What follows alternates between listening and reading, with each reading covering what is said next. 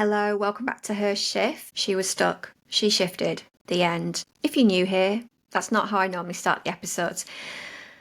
So normally I talk about healing and shifting and thriving, and I've just really focused down in the last week on what her shift was primarily about, what it represented. Her shift, I'm her, and this is my shift. My shifts. This is my shifting journey that I am sharing with you so you can have a goddamn better life, and who would not want that? I share my shift, you share yours, we can all get there together. Because there's one thing I've learned, that the only way to not be stuck, to beat that, to make a change, to get the life you want, to unstuck yourself, is to shift, i.e. move in some way, whether that's a mental mind shift, somewhere in your body, getting off your ass. It's not, as my daughter took literally the other day, as if to say it's sat there or laid there frozen, as in not doing anything and totally zoning out in your head. No, I appreciate that every day we do shift, as in we do take action, we do move, we do think things. However, if they're the same things that we've always thought and the same actions we've always taken and the same movements we've already done, and yet we're stuck, we're just we're wading through mud. We're like in a little whirlpool going round and round and round and round, never getting anywhere. Okay, so something has to shift in order for things to get better, and that is really hard for us as humans. So I'm not going to teach you and I'm not going to coach you how to shift, how to sort your shift out. I am just going to share with you. I'm going to share with you because I've been there, I've done it. I'm constantly having realizations and shifts. If you want to listen, fantastic. Oh, that's just made me a little bit, oh, you want to listen? You are listening. My analytics suggest that you do sometimes. Anyway, so back to the core of her shift. And I've heard like this is a really juicy one, a big shift on relationships. And I think no matter what stage you are in your journey, if you've found your lobster, if you are happy in your relationship, if you're in the dating pool, I'm sorry. Sorry, it just said I had a dodgy internet then, but it kept recording. Anyway, I'm hoping the shift that I'm going to share with you today, the two things that are an absolute no-no, that if you can identify these in a relationship, hopefully at the very beginning, I can categorically say to you, it will never work. Not only that, it might be really bad. It probably will be. And if you've ever, if you've got relationships behind you, if you've been married like me and it didn't work out, and you're probably looking back and going, why did that not work out? What was I thinking? Is actually tends to where my mind goes. But I never really was able to get ultimate clarity on why it didn't. I'd be like, well, there was this and there was this and there was this and then this happened, but I couldn't hone it down to one thing. Okay, so what I'm going to tell you will hopefully give you, wherever you are, thinking, actually, if these two things come up, I should not have a relationship with that person, or a friendship actually. Or if it's not working out, if you're stuck in the midst of like, oh, I'm just so unhappy with the people I spend my time with or the relationship that I'm in, you'll know why. If these two things are prevalent, if they're like, whoa, flashing, you go, that's it, I'm done. Or if you are going to look back over previous relationships and you just can't put your finger on what it was, I'm going to tell you. I'm going to tell you exactly why today it did not work out and could never work out, and probably in most cases turned out to be toxic AF or worse. And I just want to say, from a personal point of view, we've all got our traumas and we've got our past, and we've all had our relationship history, right? And I see you on that. Everyone's been through something different. It's all shitty. There's no comparison. So whatever you've been through, you are amazing. Okay? Whatever you've been through, are going through, I'm here for it, okay? I'm thinking about putting some makeup on while I talk, actually, because I'm just feeling a little bit pasty. Should we get some better ring lights in here for the YouTube? Anyway, so here are the two things. Here are the two things which mean no matter how much counselling, how much therapy, how much communication you have, it ain't ever going to work. Those two things are a difference in values. I will explain more about values in just a second. I'm being with someone who impacts your dreams. And very often, if that person has different values to you, it will therefore affect your dreams. It's sort of like in a circle, like one affects the other. It'd be very unlikely that you had, you on the same page and you had the same values, and that other person in some way cock-blocked your dreams. It's very unlikely. So they're usually the two together. And it's not always what you think. It's not always what you think, okay? It doesn't mean that you can't be two different people, very different interests and very different personalities. Certainly how it is with me and my lobster. Very, very different people, very different personalities, and the way we deal with stuff is very, very different. I'm pretty confident we have the same values and understanding there. It also doesn't mean that when you say that person impacts or stops my dreams, my ambitions, my goals, I don't mean to say they put the hand up, go, stop, you are not going to go on that life-changing trip or take on that dream job. That's not what it is, okay? And I'm going to explain a little bit more about that in a minute. I just want to throw in quickly, when you're saying, but there's lots of other elements that can break down a relationship, and there's lots of things that we shouldn't put up with in a relationship. And there are lots of things that can't be moved past.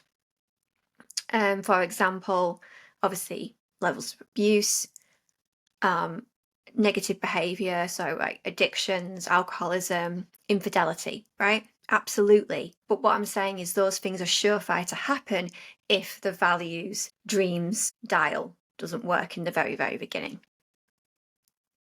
I could take my marriage and I could write down hundreds of things about why it didn't work, and they will all go back to those two merged things. They will all go back to values and impact on my dreams, all of them. I also think that the problem is that if it's not identified earlier on and the relationship gets worse, breaks down more, gets more and more toxic, without someone saying, this is never going to work, that's part of the problem. Those things can occur in a relationship. Absolutely, they can occur in a relationship and they can be worked through. And if, both people are prepared to do that. For example, I was just watching the Ozzy and Sharon documentary, and it did occur to me that, yeah, they are like so dysfunctional, or were so dysfunctional, weren't they? But my God, the level of love amongst them. And I also thought, on paper, you would say that Sharon and Ozzy showed some rather toxic traits towards each other at times. They weren't sweetness and light, and it wasn't all romance, and so why do they come across as so wholesome, and why do we look at them and go, why did it work? And I think based on the whole values and goals idea, it's because they didn't try to change each other. They knew exactly who each other were when they got together. So I'm pretty sure Sharon met him probably when he wasn't on this planet, and accepted that. And probably at that point thought, he is, he's always going to have a problem with drink. This is who he is. He is always going to be on tour. He's always going to be, he's a rock star. He's going to be doing that. So knowing that about him, she was not going to change it in any way. And she stuck by that and she lived that through with him. Better woman than most, because no. I also think that's probably why a lot of marriages in celebrity and showbiz and music probably don't work, because I think that the initial infatuation is like, this is cool, this is different, this is out there, and and it's really intense. And then they probably realize further down the line that they just cannot live. They cannot live with that level of volatility. So yeah, it can work. It can be worked on. God knows what Ozzy used to get up to, but somehow they worked it through. And I just think there was like an understanding of, they obviously had the same values and very common interest in their goals as a family and in their dreams. So my values, and I put this down, but values are basically what really matters to you, what is really important to you. And a good way to tell is if something either lights you up,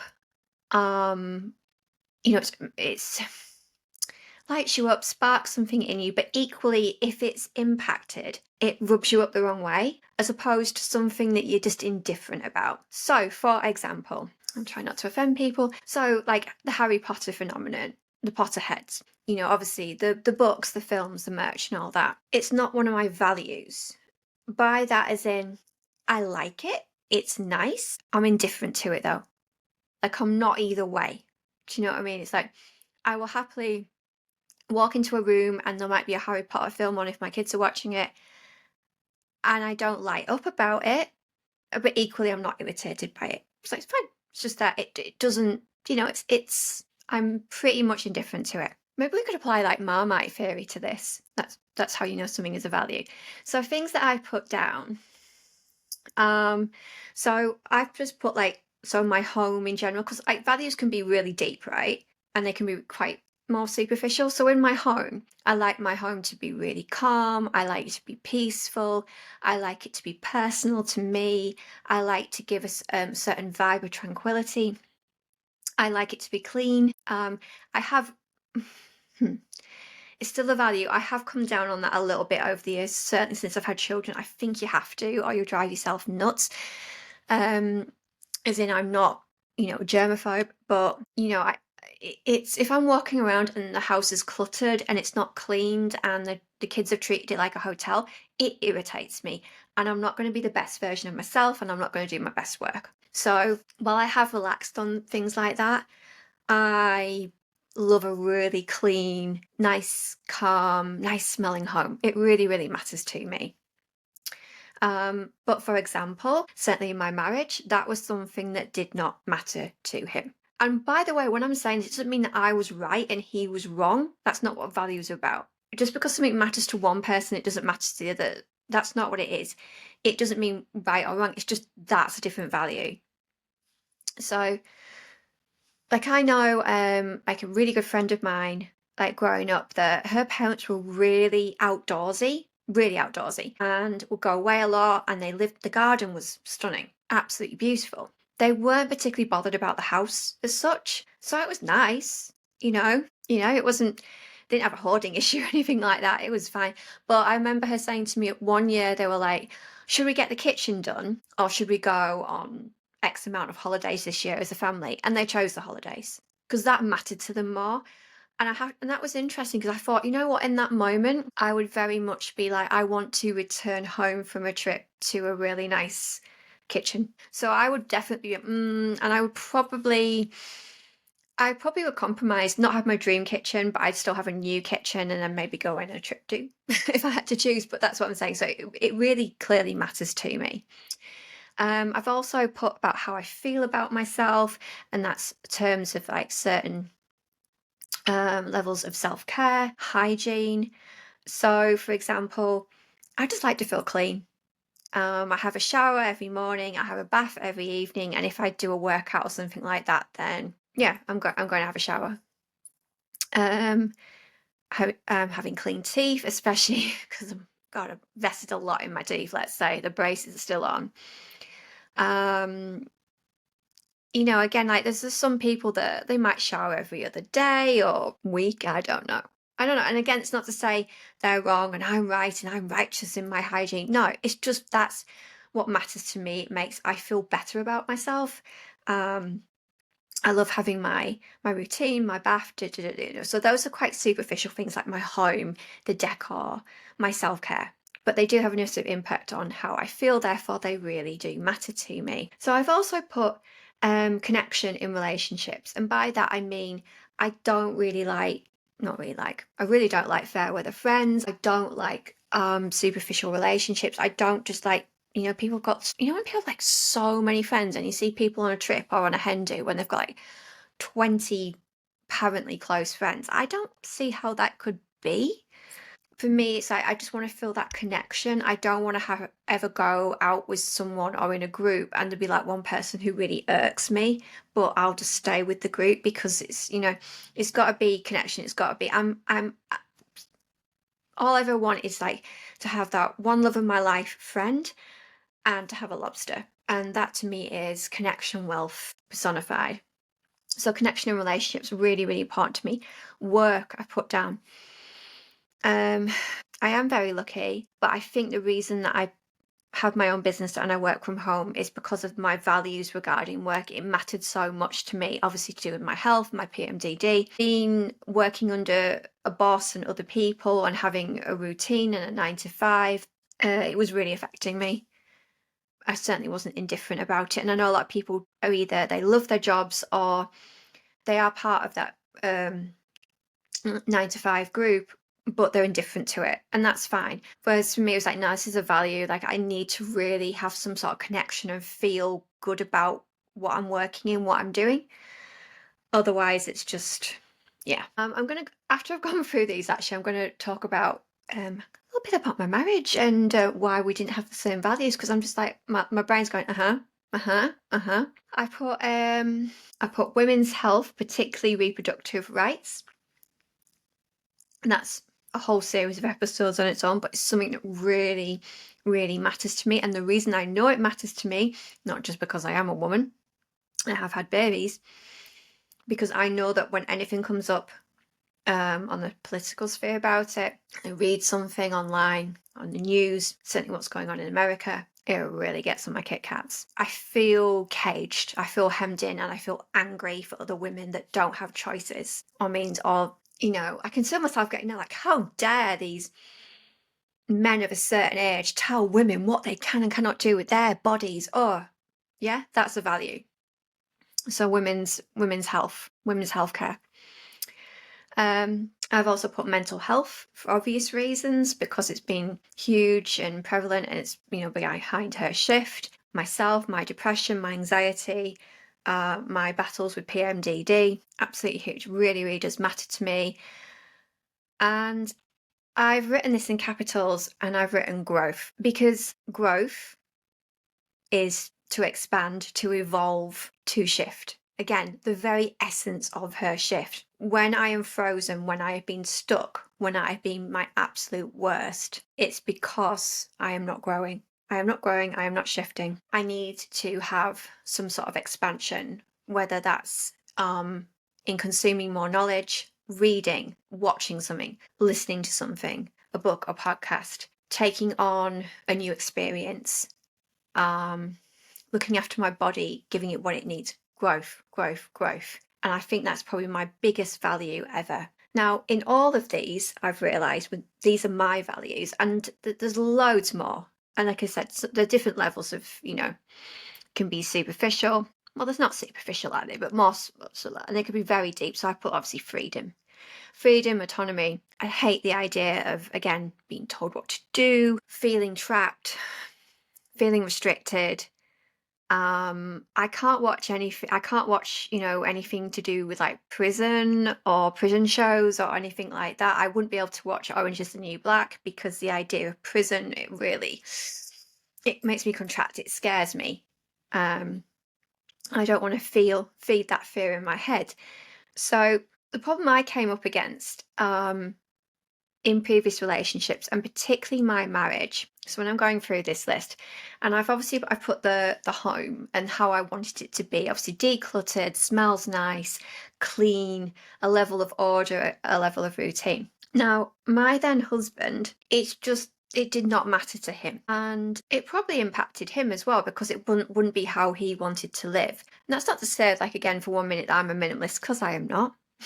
But there was just this complacency, as in he didn't feel the need to clean as often as I did.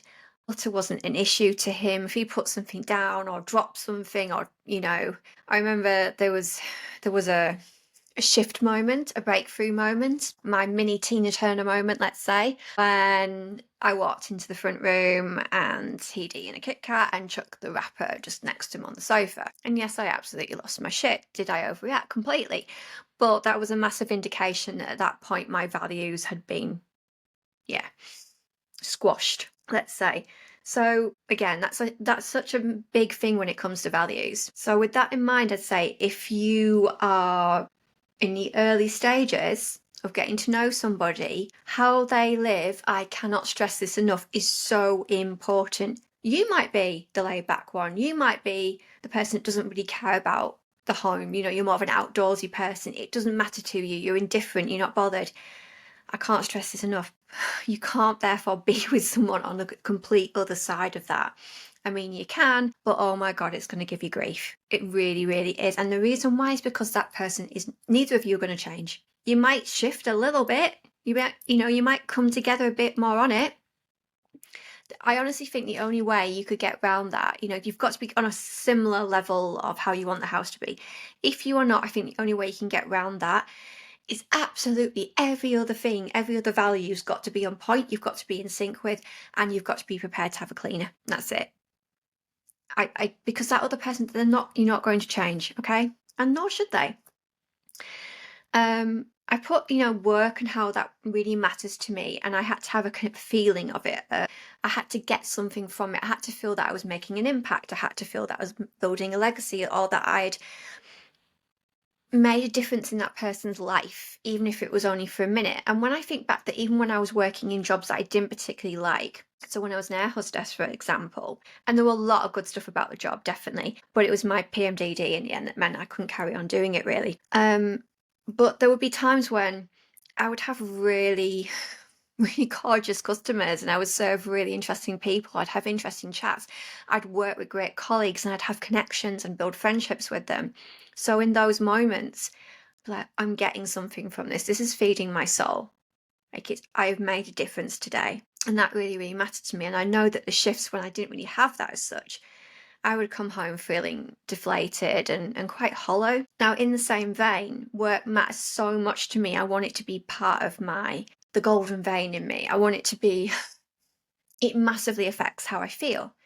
And it's got to be not just work for me, it's got to be how I live. My then husband, he really is more of the person that would do a job for 30 years, show up on time, do the job, tick the boxes, get through it, and then retire. And that's it. And again, that's not wrong. That's just what he wanted. He didn't have any other, side hustle dreams or anything like that. It was more something that, you just go to work, you get it done, you come home, and then you get to relax. So when I'm looking at this, I'm going, right, this wasn't going to work. But these are the things that we overlook so much in the beginning. And if you're further down the line like me, you can probably now look back and go, right, okay, get it. Ultimately, the reason it won't work is because these things can't be changed about a person. If they are their values, like I said, there's a little bit of wiggle room, maybe a bit of compromise, but some of them, yeah, values are a big deal. Another thing was, I think it's really important to know, it's like what you want to do, in your free time, on a constant basis. Like what, how do you live? And obviously as we change and we grow, obviously we don't go out as much probably as we get older, certainly when we have kids, and it is really true. Like I'm obviously now 44, and the idea that when I was in my 20s that I would go out most nights of the weekend, certainly before I had children, that I could be not having a night out planned, and then I get a phone call and I go, yeah, I'm up for it, and I get ready and go out. I couldn't even fathom that now. But like, if I'm going out, I need a lot of prep, for logistics and my mindset and what am I going to wear. I couldn't live like that now. But when I met my husband, it was like, I'm now realizing that I'm like someone who wants to try new things, live different experiences. I want to grow, I want to evolve, I want to have fun, I want to have these shared experiences together. His values were more, he either liked being in the pub, just like that atmosphere, or he wanted to be at home and have takeaway and watch box sets. Now, I'm totally okay with that occasionally. Sometimes particularly you've had one of those weeks and it's really cold and like, yeah, of course, box set and takeaway it is. And maybe that was the problem, because I thought sometimes I like to do that. But here was the thing, this was something that I was indifferent about and something that he loved to do. So it was never going to work. And obviously as we get older and we go out less, probably don't, especially when you're children, you're not going to go down the pub all the time and you're like, oh, I've got an hour, I'll go down the pub. You don't do that as you get older, I don't think. Realizing that given the opportunity, that would be his free time on an evening every single time. And that therefore made me feel caged and hemmed in, and it stifled my growth, but therefore it's impacting my dreams. Not to say that I was right, he was wrong. And I take full responsibility in that. And I didn't look at it in that, I was like, I saw past it. Or I guess maybe you just have blinkers on, you just filter through what you want to see. because in my head I was like, well, he does go out, he does go to the pub and we do things together. But yeah, I look back now and go, no, I was never going to be that person. I never wanted to. I cared about my home. I didn't want to do a 9 till 5 till I retired. And I didn't want to do a takeaway and box sets every single night. Nothing wrong if you do, but that was not for me. So when it comes to how someone impacts your dreams, and I say dreams loosely, by that I can mean ambitions, goals, or what you want to do, i.e. your values. If it impacts what you want to do. So if anyway you have to give up your values for someone else, and like I said, it will never be, you are not doing this. It will be a slow erosion over time. I'm telling you that stuckness that you possibly felt in a relationship is down to that. If you've ever had one of your values trampled on, quashed, or slowly eroded over time, that will give you a caged-in feeling like nothing else. I'll give you an example. So when my then husband would want to stay in and watch box sets and takeaway, I would say, well, let's do that, but then do you want to go for a walk first? We live near the beach at that point. Do you want to go walk on the beach? Do you want to go for a drive? Do you want to get the food from somewhere else? Shall we make it ourselves? Shall we do something different? Shall we watch something different? Shall we try a new series? Okay. And it was never like, no, but it was always like, well, Now, when you think about it, I was going for a compromise there, and it was not met. So over time, I stopped asking. Over time, what I wanted to do just kind of eroded, and I forgot about it. I forgot that I even wanted to go out, go to the beach, go for a drive, try different things. I realised that over time, every time I asked if you want to do something different or go somewhere or try a new experience, that if it was politely, but slowly shut down, you're going to eventually stop asking. And with that part of yourself will become buried. Did he lose, values to me? Was he impacted by me? Absolutely. This is not like, again, I'm right, you're wrong. It's not that.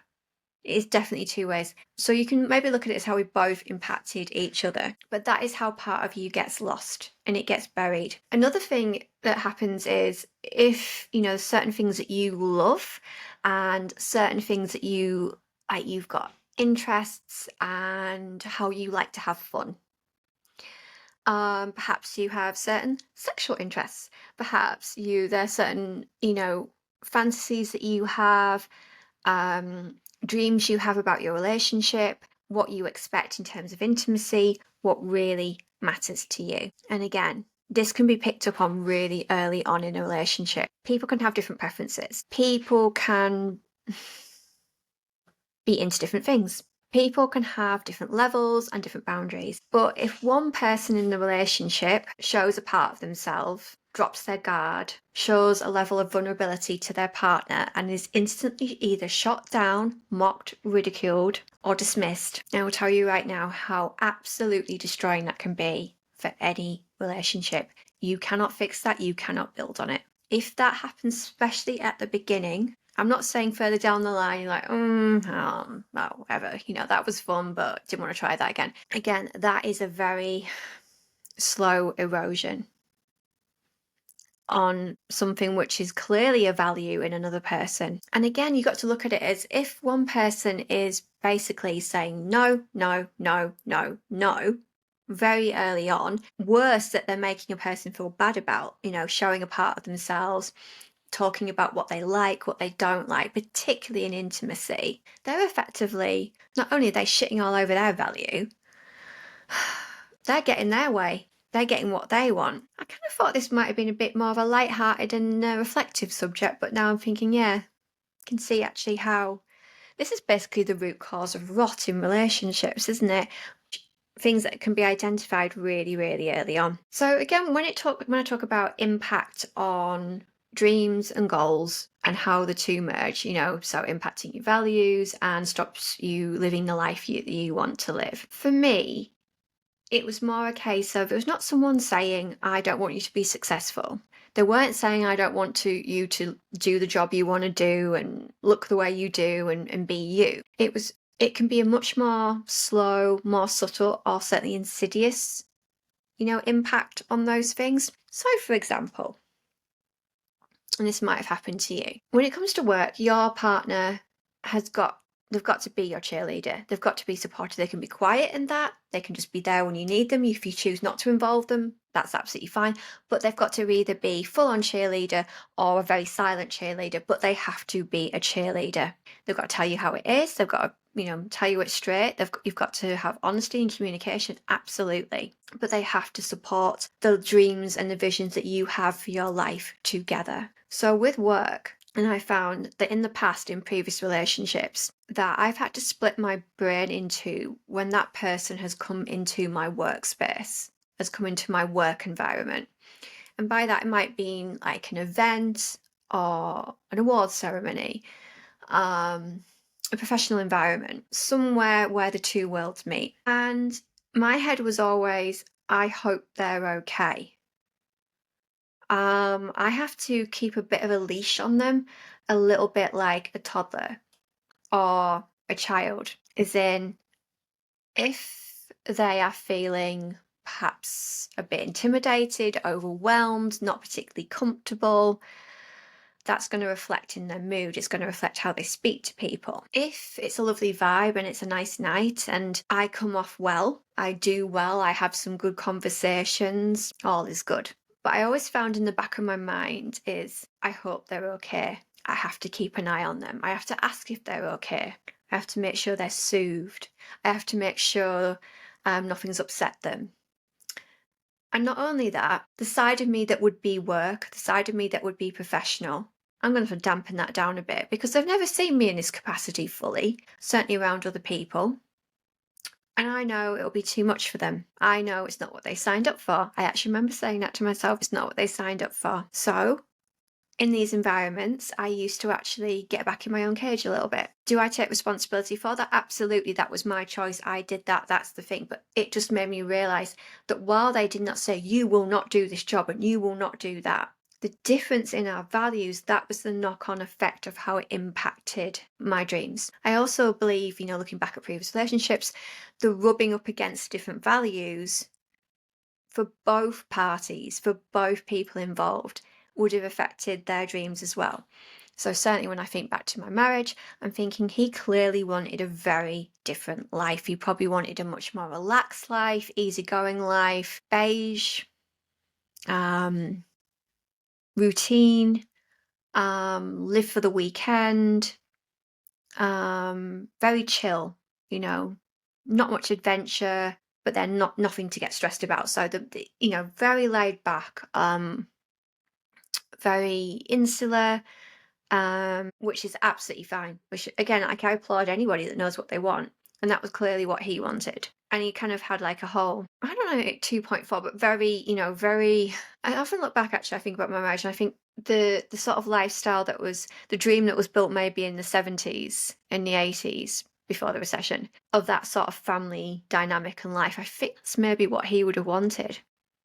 Not so much that he wanted a housewife, but I think he would have been happy with that anyway. And yeah, I would have impacted him having that. Clearly, he didn't get to have his dream because of me, and I didn't get to have my dream because of him, and because we, had completely different values, i.e., we're on a very different page. And it's taken me now until recent years to look back and go, oh yeah, did I think I could change him? Yes. Most women do, don't we? Think that we can change people. You can. But it ain't good. I promise you, the result will not be good. You can change people. I really would advise, don't do it. So how do you feel about that? How do you feel about those being the two, that is the red flag. That is a definition of why either a relationship will work or won't work. Am I saying that my relationship is perfect? Absolutely not. But also I've noticed that why do we seem to always get through it? And why do I seem to come through it stronger? Why do we seem to grow and evolve and our communication gets better, even throughout our ups and downs? That reason, we have very similar values.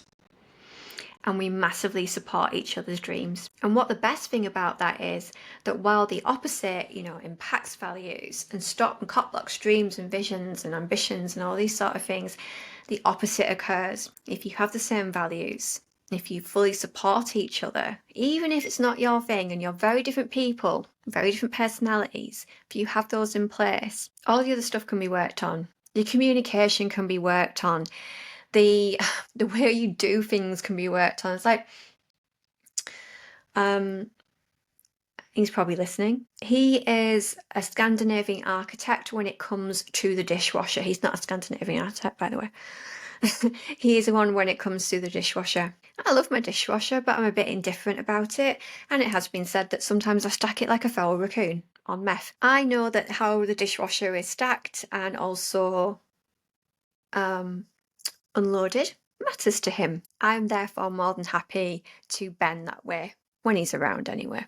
Because it doesn't matter to me, I'm indifferent to it, but he matters to me. So therefore that's something I can bend on. All other things in relationships can be worked on, like little irks, annoying habits, the way we do things. Perhaps we've always thought this, done that. If you were open to suggestion and change, etc., you can work on that. Even money issues can be worked on, I promise you. And if you're looking at other, more toxic traits in a relationship, just look at Ozzy and Sharon. And if you think, you know what, I'm up for that, I'm prepared to stand with it, work through it, go for it. As long as you've got those values and you support each other's dreams, you'll be sound. It will be good. That is a massive shift. That is a massive shift for me. That and not taking their behaviour personally, which I'm still working on, but that was huge. And by that, I just mean that, perhaps what we consider to be negative behaviour, if we don't take it personally towards us. So the reason that they do this or they don't do this is because of us. It's not. I have mentioned that in a previous episode. I hope that was helpful, and I hope that was a big shift, and I hope that either helps you in the future or makes you more reflective about the past. And maybe it'll also give you some comfort going forward, going, that row we had about that, does it really matter? Oh, about how he stacked the dishwasher, did he take the bins out? You know what my lobster did for me today? So I've been a little bit stressed. I'm normally very good with this. I forgot to take the recycling bin out tonight, so I missed it. I missed the week, which means it's now got to be taken out for another 2 weeks. So he got inside that bin and he stomped it all down for me. There are benefits to being tall and broad and gorgeous. Watching him in a bin jump him down. Anyway, those things can be worked on. It really can. And I hope it's given that perspective that if you've had a row about anything other than what really matters to you, and actually, well, you know what, if you are having a disagreement on something bigger and it turns out to be a value, I'm not to say it hasn't got wiggle room and it can be worked on, and that's when compromise applies. However, if you are poles apart on something that really, really matters to you, well, let me know how it goes. That's all I can say on that. I hope that has been shifting. That was my her shift. That was my shift for this week. With the new direction of her shift, I will obviously be changing the website, making it a lot more clearer, adding a lot more clarity. And I think I'm going to be adding things that have just really helped me be unstuck. I'm going to talk more about my story, my life, how it was, what I was going through, how utterly shit it was, how utterly stuck I was, and the big kahuna breaking points and the shifts that I took to change it, because that is the only thing we can do. That if we are unhappy, we have to shift. Things coming up. There's a workshop coming up called VizFest, and that is on the 13th of November. I will talk about that coming up. That's going to be about lifestyle, finance, spirituality. There's lots of different speakers. It's all online. I'm going to be talking about lifestyle, and I think my title was how to pretty much unfuck your life. So if that appeals to you, I'll give more details on the tickets coming up. Also, we're coming towards the end of October, and as we come into November, I'm really going to talk about the shifts that I have taken in my life to make this time of year a lot easier, i.e., Christmas. Absolutely. We're going to get it sorted. We're going to start on it early. We're going to get there and we're going to do it together.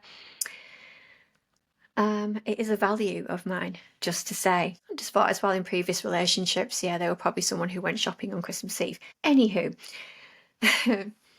There is also the PMDD survival kit that is always available for download, and you can find me over on my Patreon at Her Shift, which is the room, which is all the usual Her Shifty stuff and a little bit more. As always, I would love to hear from you, your questions, your shifts, your I'm in this state, I am stuck doing this, I am stuck here, I need to change, help, go for it. Let us know. I am also putting it out there that I want to hear from you, as in I would love people to come on Her Shift. It might be on this channel and it might be for the room, it might be on Patreon, but I would love to hear from you. I would love to hear your real, raw, messy, shifting stories. Like I said, I don't want to hear your sales pitch life. I want to hear the absolute stuckness of it all and the shifts you change and your light bulb moments. I would absolutely love it. I know it's a big ask and I know it's about being real and vulnerable, but this is what this space is all about. And if we can grow together and share it with each other, we're on to a winner. I absolutely know it. So as always, please keep going. You are doing amazing. Please remember that you are stronger than you think. I'm thinking about you. And as always, sending all my love.